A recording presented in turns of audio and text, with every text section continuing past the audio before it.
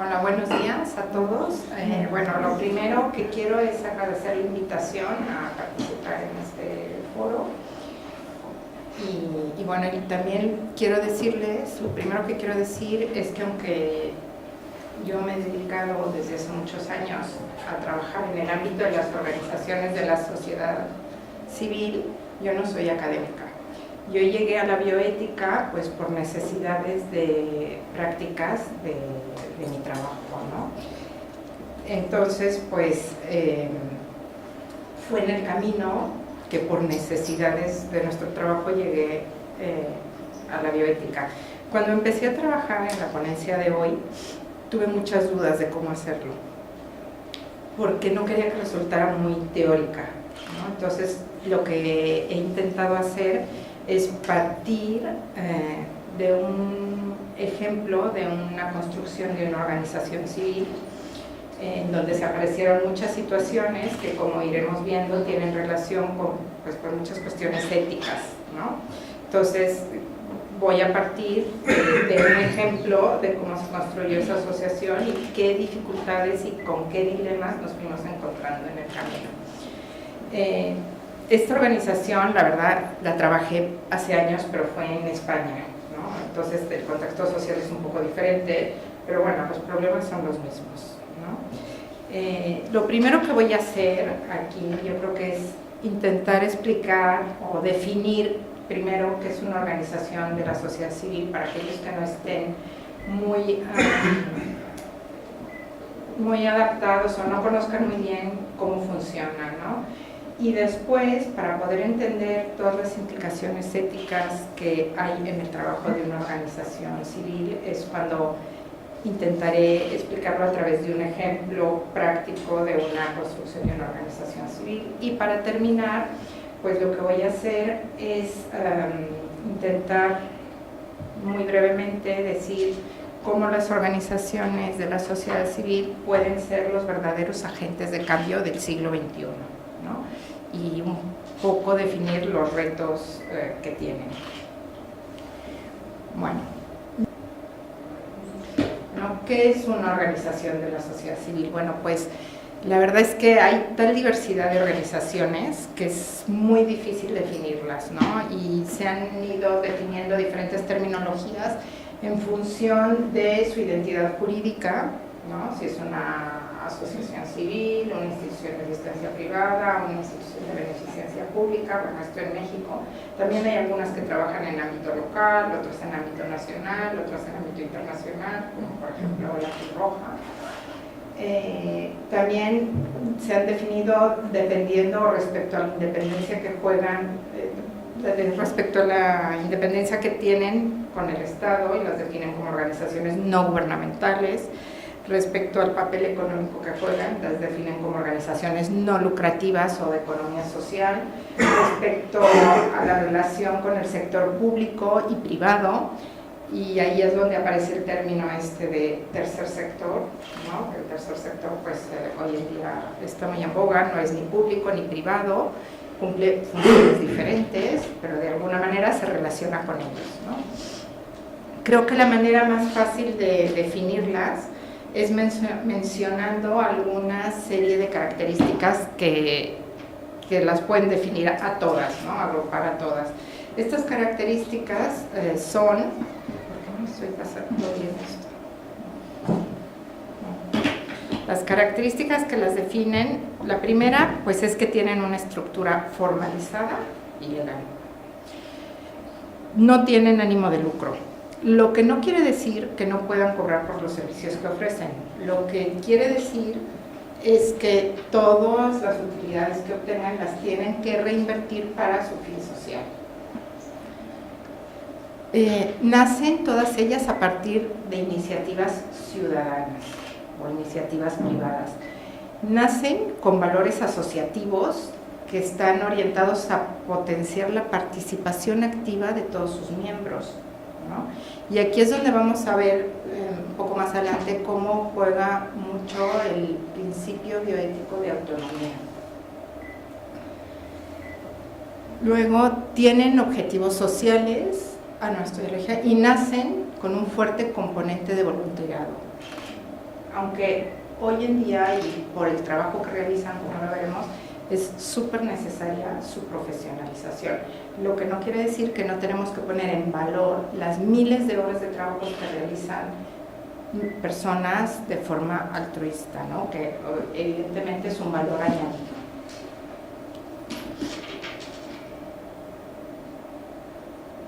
Bueno, ¿por qué surgen las organizaciones de la sociedad civil? Bueno, pues solemos implicarnos cuando las cosas no funcionan. Cuando no funcionan es cuando pensamos en qué puedo hacer, ¿no?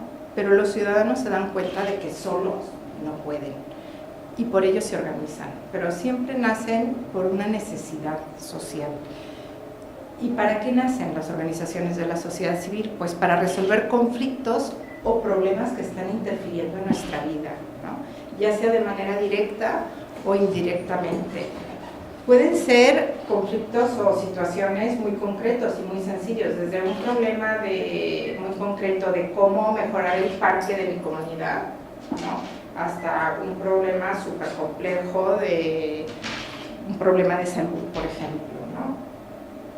En la sociedad global, que es muy compleja, las instituciones públicas no siempre pueden dar respuesta a todas las necesidades, ¿no? Incluso a veces pueden estar siendo parte del problema que está afectando a toda la sociedad, y pensemos, por ejemplo, en problemas de impunidad, ¿no? O de corrupción. O sea, no nos afecta directamente a nuestra vida como un problema de salud, pero nos está afectando. Creo que lo que tenemos que empezar a pensar como ciudadanos es en la corresponsabilidad ciudadana. Tenemos que asumir que como ciudadanos y parte de la sociedad somos corresponsables a nivel individual y colectivo en la construcción de lo público. Tenemos que organizarnos como sociedad civil, porque solamente de esa manera como ciudadanos vamos a poder participar en la mejora de la sociedad. Como individuos es muy difícil participar, por eso es necesario organizarnos si queremos colaborar y ser verdaderos agentes de cambio. En política pública los ciudadanos tenemos algo que decir, no todo, pero sí algo, porque las decisiones de política pública van a afectar a mi calidad de vida.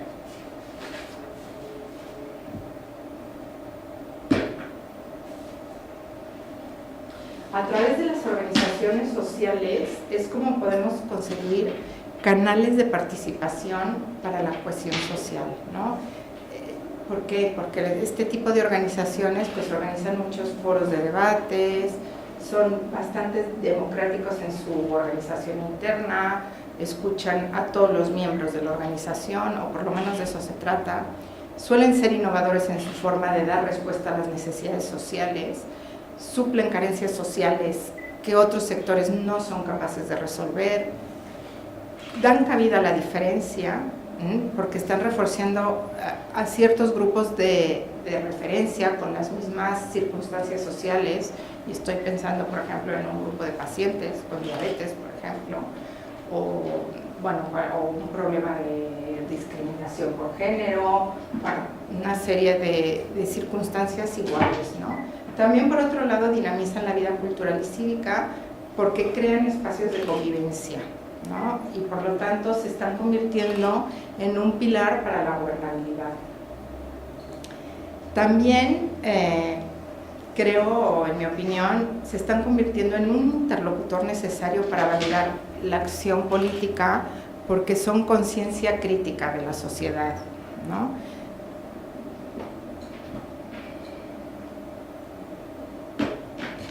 Y por todo esto es por lo que hoy se hace necesario hablar de ética de las organizaciones, y particularmente de ética de las organizaciones de la sociedad civil por las funciones que realizan, ¿no? La función que cumplen y las actividades que realizan. De alguna manera lo que hacen es coordinar esfuerzos para lograr un fin común, porque lo que buscan es la mejora de la sociedad y por tanto de las condiciones de vida de las personas. Tienen entre sus funciones también gestionar conflictos y problemas sociales, lo cual no es nada fácil, ¿no? y quizá lo más relevante es que muchas veces atienden a personas en situación vulnerable por un problema de salud, por un problema de pobreza, de violencia, de guerras. En fin, hay algunas que también se preocupan por la protección del medio ambiente, nuestra casa común, que si no la cuidamos también va a afectar a nuestra calidad de vida. Otras que lo que hacen es hacer dinamización de la vida cultural, lo cual es un pilar importante para la convivencia, sana convivencia.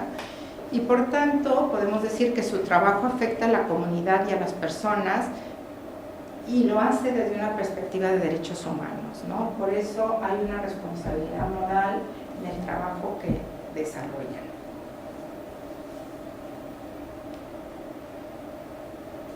¿Cómo podemos participar en la construcción de lo público? ¿No? Esta es una pregunta que a veces nos hacemos porque pues, nos sentimos impotentes frente a toda la problemática que vivimos, ¿no? Entonces, yo diría, ¿cómo podemos ser agentes de cambio, ¿no? Y aquí es cuando, para explicar esto, quiero contar un caso práctico de una organización de pacientes que viví ya, la verdad es que ya hace muchos años, pero que fue muy interesante y con la que aprendí muchísimo, ¿no?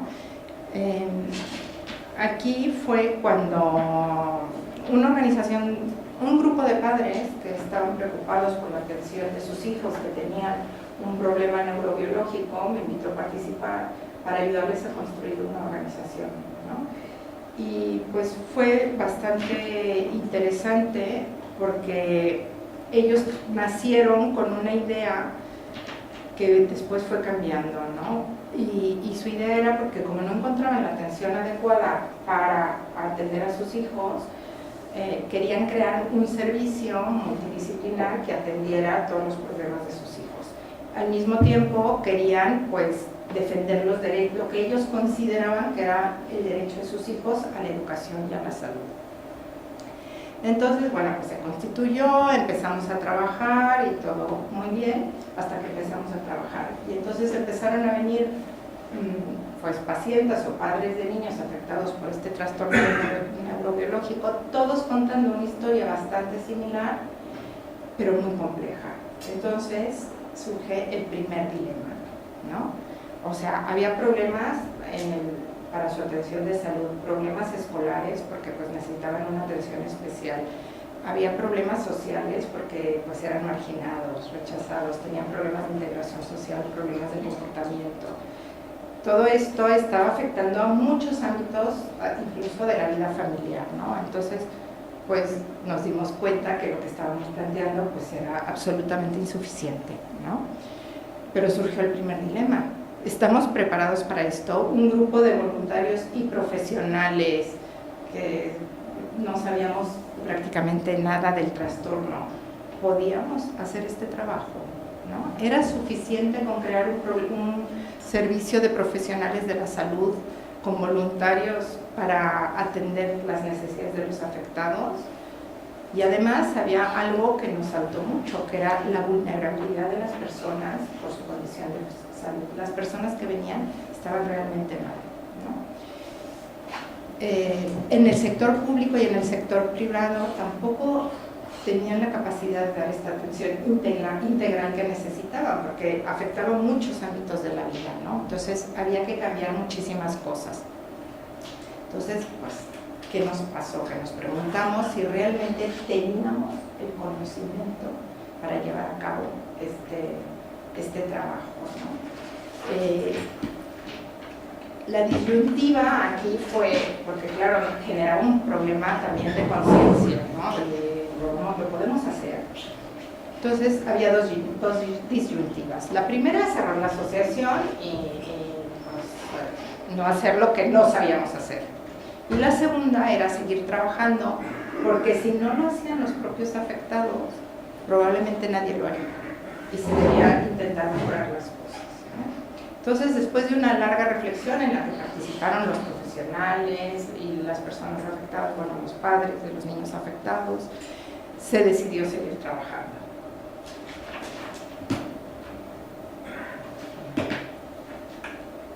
Sin embargo, se decidió seguir trabajando, pero si nos planteamos otro dilema. ¿Cómo lo hacemos?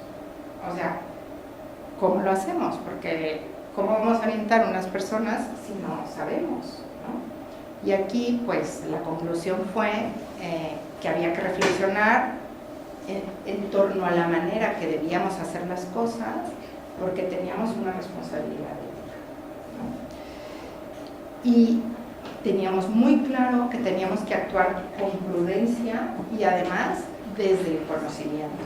No podíamos exigir derechos porque, ay, es que yo siento que no, había que tener datos, había que conocer desde luego la problemática, ¿no? Y aquí fue la primera vez que contamos, o realmente la suerte de conocer al doctor Albert Jovell, ¿no? Que fue una valiosísima su ayuda. Albert Jovell fue un médico, sociólogo y paciente de cáncer, y fue un gran impulsor del asociacionismo de pacientes.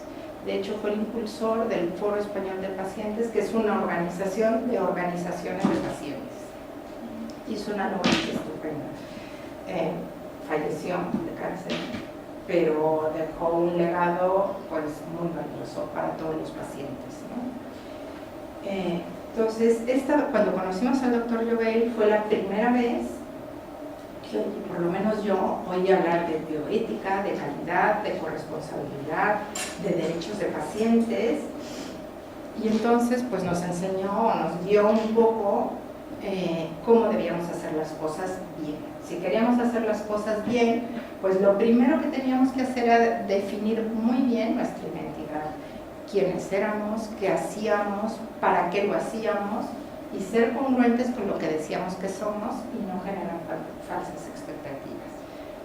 También teníamos que crear una comunidad de pertenencia, ¿no?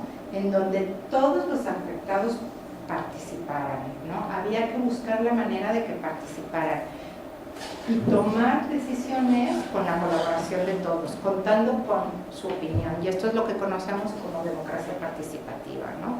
Si nosotros íbamos a exigir, era lo que queríamos, fuera, es decir, que las instituciones públicas nos escucharan nuestra voz, pues teníamos que ser congruentes y escuchar a la voz de quienes participaban con nosotros. También teníamos que ser muy conscientes que la diversidad de opiniones enriquece muchísimo. Y además, los pacientes, que son quienes realmente lo vivían, tenían otra mirada, otra forma de ver las cosas y otra perspectiva que era muy valiosa, porque a veces desde arriba queremos pues imponer o decidimos la manera de hacer las cosas, pero no contamos con la opinión de las personas que vamos a atender, ¿no? Otra cosa que teníamos que hacer era generar confianza. Y para generar confianza teníamos que ser muy transparentes en todo lo que hacíamos. Y bueno, esas fueron un poco nuestros códigos éticos de alguna manera, ¿no? Y también tenía que haber liderazgo, pero no liderazgo de un líder, ¿no? Teníamos que saber o confiar en nuestra capacidad organizativa y permitir que todos aportaran sus conocimientos, ¿no? Dejar paso a quien tenía experiencia y a quien sabía. O sea, no querer ser yo el líder que todo controlo, sino si yo sé de leyes, pues yo participo en las actividades que tengan que ver con esto, pero si no sé de medicina, pues dejo paso a quien sabe de medicina, ¿no? Y así todos fuimos aprendiendo muchísimo, ¿no? Bueno, entonces, el primer reto que enfrentamos cuando hicimos esta organización fue lo que Albert Jovell llamaba ser pacientes expertos, ¿no? Es decir, empoderar al paciente.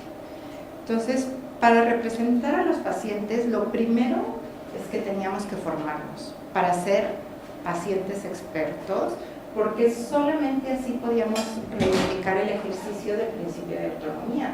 Si no sabíamos, pues era muy difícil, ¿no? La autonomía implica información para poder participar en la toma de decisiones sobre aquello que nos afecta. Entonces, nos dimos cuenta que la formación se volvía no solo una necesidad, sino una obligación ética para poder ayudar a mejorar las cosas.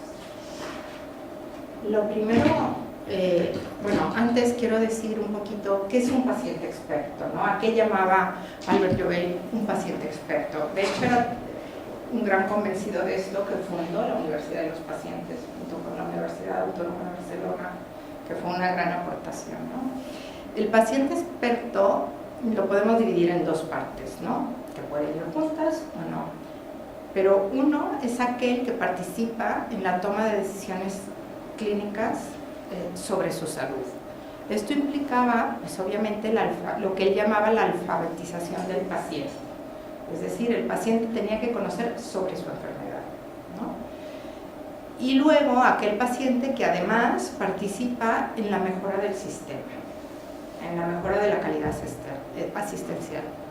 Y aquí, pues, había que aprender cuestiones muchísimo más técnicas, ¿no? Teníamos que aprender qué era una guía de práctica clínica para poder entender cuáles eran los protocolos de diagnóstico y tratamiento, cuáles eran los tratamientos de primera elección, qué era un comité ético de investigación clínica, qué era un ensayo clínico, cuáles eran los derechos del sujeto de investigación.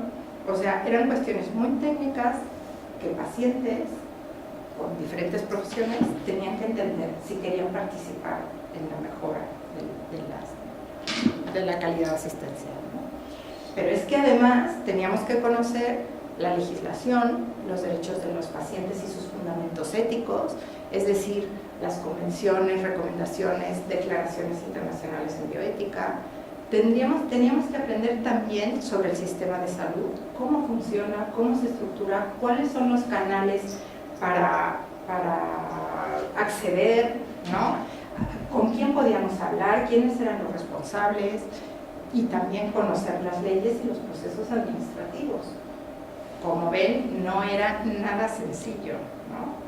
Pero nos pusimos a la tarea y la verdad, pues fue un proceso lento, no voy a decir que no, pero de gran aprendizaje y muy enriquecedor para todos. Y también, pues, la verdad es que aprendimos muchísimo y se consiguieron cosas, como ahora veremos, ¿no? Y bueno, ahora, para ejemplificar un poco, me voy a ir a cuestiones muy concretas que nos fuimos encontrando mientras hacíamos nuestro trabajo, ¿no? Y cómo fuimos desarrollando actividades que favorecían que el paciente participara en la toma de decisiones que afectaban a su salud. Lo primero que nos encontramos fue muy curioso, pero creo que pasa muchísimo. Fue el famoso Dr. Google, ¿no? Empezamos a ver que llegaban todas las personas que llegaban a la organización, venían con muchísima información, pero información pues no siempre basada en evidencia científica. Pero lo curioso es que le daban gran validez. ¿Por qué? Porque estaba en internet, ¿no? Entonces, aquí fue cuando nos dimos cuenta que pues era muy difícil, porque era muy difícil para el paciente discernir la calidad de la información, si la información de qué fuente venía, si era fiable, ¿no? Entonces, pues nos dimos cuenta aquí y lo primero que hicimos fue crear un servicio de información al paciente, porque es que además también se detectó que en un trastorno tan complejo como era este, pues era muy difícil que un profesional de la salud, el médico, con la presión asistencial que tiene, con el tiempo que tiene para las consultas, pues pudiera explicarle al paciente. Entonces, ¿qué teníamos que hacer? Pues ayudar al proceso de consentimiento informado. ¿Cómo?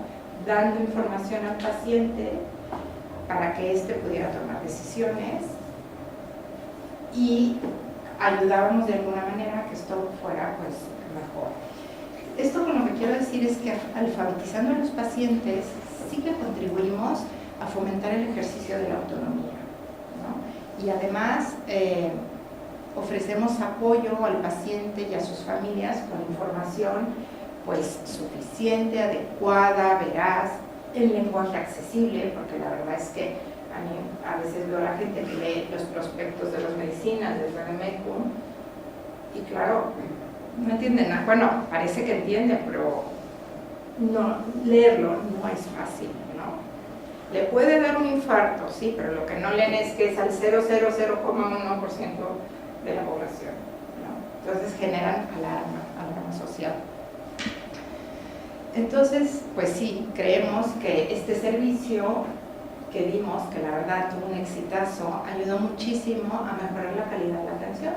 De hecho, los propios médicos enviaban a los pacientes porque se dieron cuenta que si entendían lo que estaba pasando, pues primero mejoraba la adhesión al tratamiento y segundo, mejoraba la comunicación médico-paciente. Llegaban a la consulta con una visita preparada, con las preguntas adecuadas y todo era más eficiente.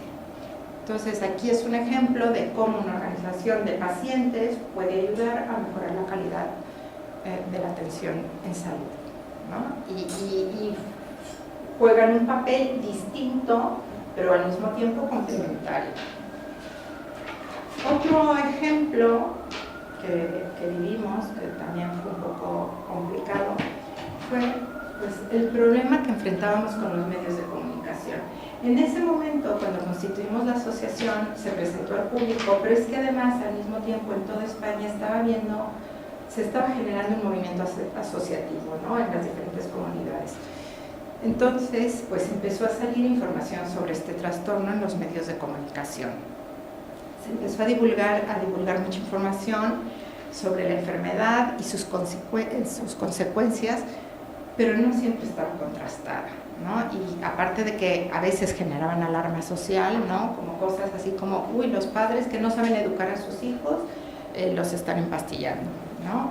O los chicos que tienen este trastorno acaban en la cárcel, ¿no? Cosas así. Entonces, claro, nos planteamos pues que esto no podía ser. Entonces se creó un servicio, un departamento de comunicación que ayudara a divulgar información fidedigna, ¿no?, para que los medios pudieran ofrecer al paciente información, bueno, no al paciente, a la población en general, pero evitando la difusión de noticias que crearan alarma social o también falsas expectativas respecto a los avances científicos, ¿no? Porque a veces llegaban pacientes, he leído que ahora existe no sé qué método curativo, cuando era un trastorno que no se cura, ¿no? Entonces, pues lo que intentábamos era evitar esto, ¿no? Y también tuvimos una alerta o estuvimos muy atentos a lo que llamamos tratamientos alternativos milagro, ¿no?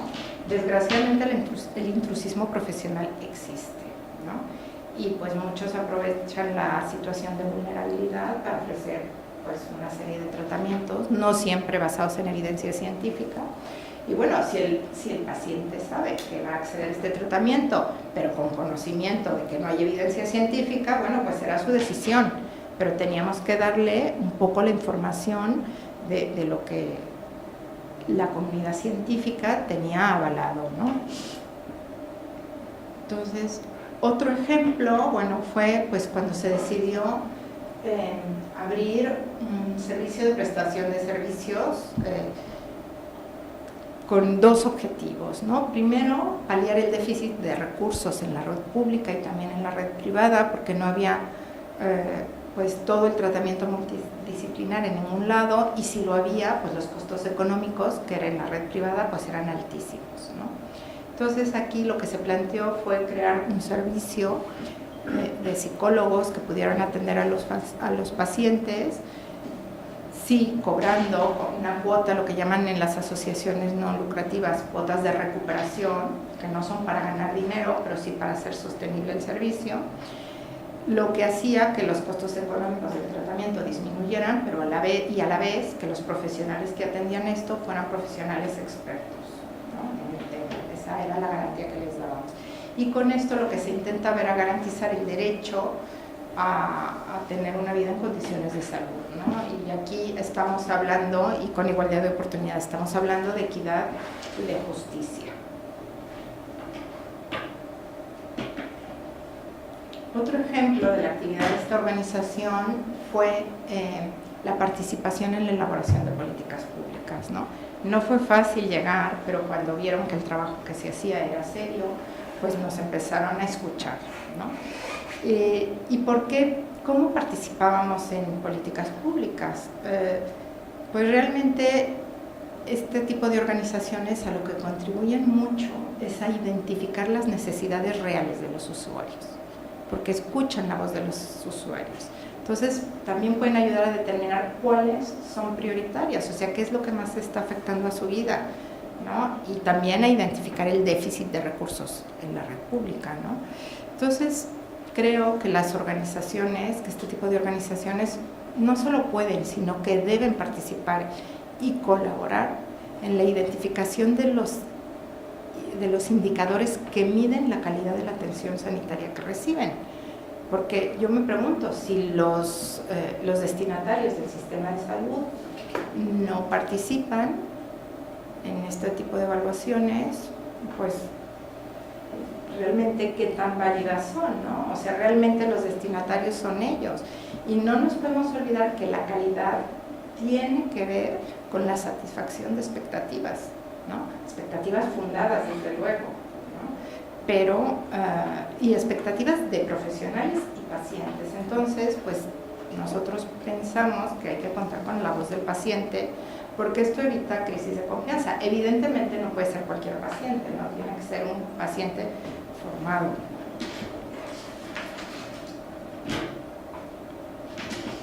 Y bueno, así fue como empezamos a participar en la elaboración, bueno, a colaborar de alguna manera en la elaboración de políticas públicas, como pues con la definición del problema, recogiendo datos fiables, contrastados, enseñándolos, ayudando a definir una agenda, que obviamente esa agenda pues muchas veces no coincidía, puede coincidir o no, pero bueno, yo creo que algo tenemos que decir y bueno, y se va intentando consensuar y luego pues se formulan políticas, se implementan. Este tipo de organizaciones también dan seguimiento a su implementación, ayudan al fortalecimiento institucional del sistema de salud, del sistema educativo, del que sea, ayudan a la actualización del marco legal también, ¿no?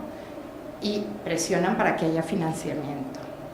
O sea, como ven, pues el trabajo de este tipo de organizaciones no es nada fácil, es complicado, muy interesante desde luego, pero difícil, ¿no? Y bueno, no es fácil. Este tipo de organizaciones cuentan y requieren de un gran compromiso de las personas que colaboran en ellas, disposición para aprender, estudiar, muchas horas de trabajo y estas horas muchas veces altruistas.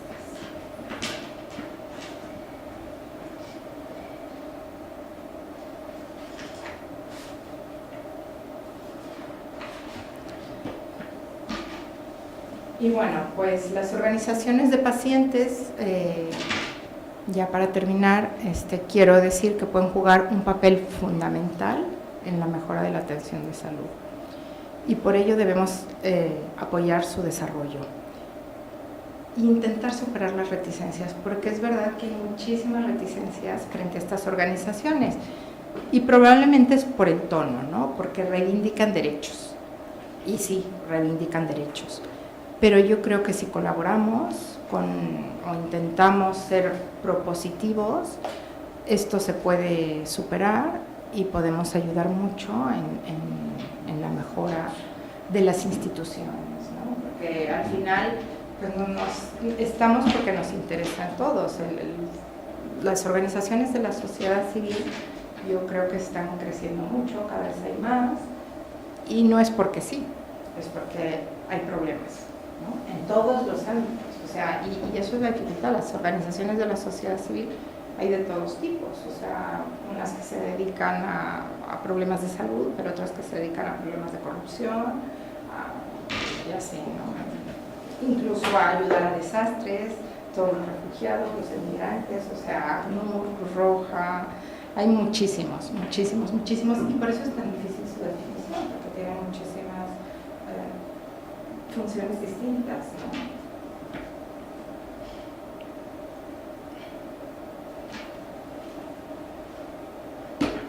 Y decía, las organizaciones de la sociedad civil son agentes de cambio social porque son difusoras de valores éticos y sociales y son además un mecanismo de participación y cohesión social.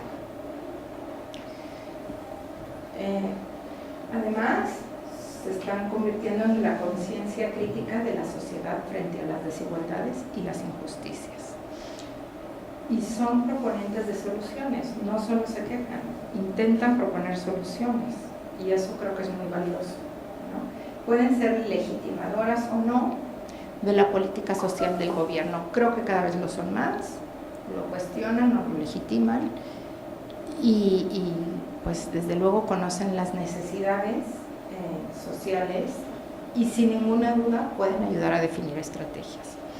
Ahora bien, como he explicado, pues construir una organización de la sociedad civil no es nada sencillo, ¿no? Porque a veces pues hay muy buena voluntad y pues muchas se pierden en el camino, ¿no? Muchas pues se encuentran con intereses más particulares, generan conflictos y ahí también hay que estar muy atentos para evitar los conflictos de interés, ¿no? Sobre todo en aquellas organizaciones que crean servicios, ¿no?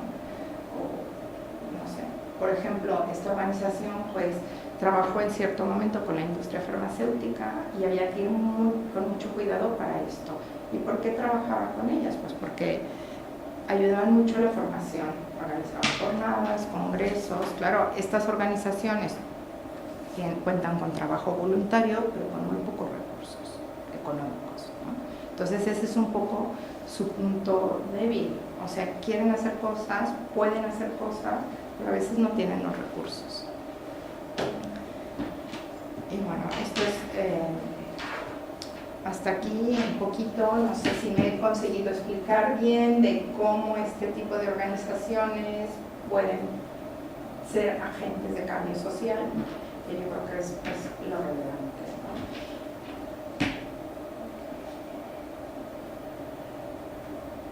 Y bueno, dentro de las funciones sociales de las organizaciones de la sociedad civil, ahora oímos hablar mucho de economía social, ¿no? ¿Qué es economía social? Pues son muchas cosas, pero para hacerlo así muy breve, es decir que estas organizaciones muchas veces orientan su actividad por necesidad para resolver el problema y también como alternativa su función hacia la prestación de servicios. Pero bueno, aquí, que no está mal, porque bueno, lo que hacen, como explicaban los servicios que ofrecía esta asociación, pues es hacerlos más accesibles a todos, garantizar la calidad, etcétera.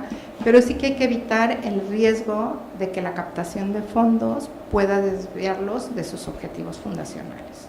O sea, a mí si alguien que me va a dar fondos me pone condiciones, pues tengo que estar muy consciente de si los puedo aceptar o no, porque no puedo desviarme de mis objetivos fundacionales, ¿no? De mi razón de ser, al final. Ayudan a la cohesión con los sectores públicos y privados, porque, bueno,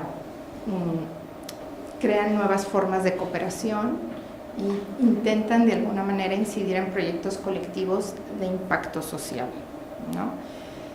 Y aportan valores y espíritu crítico a la sociedad, ¿no? Entonces, se anticipan también a veces a los problemas. Yo creo que es muy importante que estas organizaciones empiecen a tener más espacio en nuestra organización y desde luego nosotros empezar a ser conscientes de la corresponsabilidad. O sea, no, esta sociedad paternalista de yo te arreglo tus problemas ya no funciona. Bueno, yo creo que nunca ha funcionado, pero cada vez menos, ¿no? Y tenemos que participar y tenemos que ser conscientes de ello, que si no nos implicamos, pues difícilmente vamos a arreglar la situación. Y bueno, algunos retos que creo que tiene este sector, tiene muchísimos, pero algunos retos importantes creo que es que se tienen que profesionalizar muchísimo más, aunque a la vez tienen que ser dinamizadoras del trabajo voluntario, ¿no? Para aprovechar mucho la disposición de muchísimas personas al trabajo altruista. Tienen que formar a su personal para poder cumplir con el desarrollo de su misión. O sea, tienen que formarse, tiene que haber una capacitación continua de sus profesionales y de sus colaboradores también. Tienen que colaborar más con los agentes sociales y con la administración, ¿no? Superar esta dependencia que tienen a veces de los fondos, ¿no? No, mejor no le digo nada porque si no ya no me va a dar recursos, ¿no? La desconfianza se va a superar con más transparencia y con una comunicación mucho más fluida. Tienen que replantearse sus funciones a veces, y una ventaja de las organizaciones de la sociedad civil, a diferencia de la empresa o de la administración pública, es que pueden ser muchísimo más flexibles, ¿no? Se pueden ir adaptando a las necesidades, primero porque son más pequeñas, porque es diferente. Tienen que crear redes de servicio entre los tres sectores, o sea, las organizaciones de la sociedad civil también pueden crear redes de servicios, ¿no? Y ahora lo vemos, por ejemplo, con la Cruz Roja en los desastres, ahora el terremoto y los ciclones. La Cruz Roja es una institución de asistencia privada que trabaja con voluntarios básicamente, y hay que ver las redes que van formando pues para conseguir sus metas, ¿no? Y crear, y desde luego otra cosa pendiente es mejorar el marco jurídico, que sea claro y que facilite el desarrollo de las organizaciones no lucrativas, ¿no? Hace poco hubo un cambio legal porque antes permitían que las donaciones desgravaran impuestos, ¿no? Y esto pues facilitaba que las personas donaran a estas instituciones. Esto lo ha ido restringiendo y pues esto ha hecho que muchas organizaciones se vean con problemas de financiación, ¿no? Y desde luego fomentar procesos participativos. Yo creo que una de las ventajas de estas organizaciones es eso, ¿no? Que se escuche la voz de los ciudadanos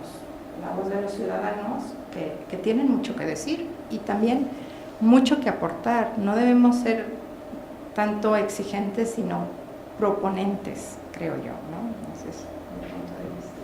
Y bueno, hasta aquí no sé si tienen alguna duda, no sé si he conseguido transmitir todas las implicaciones éticas que hay en el campo de las organizaciones de la sociedad civil, pero es que no quería hacer una cosa muy teórica.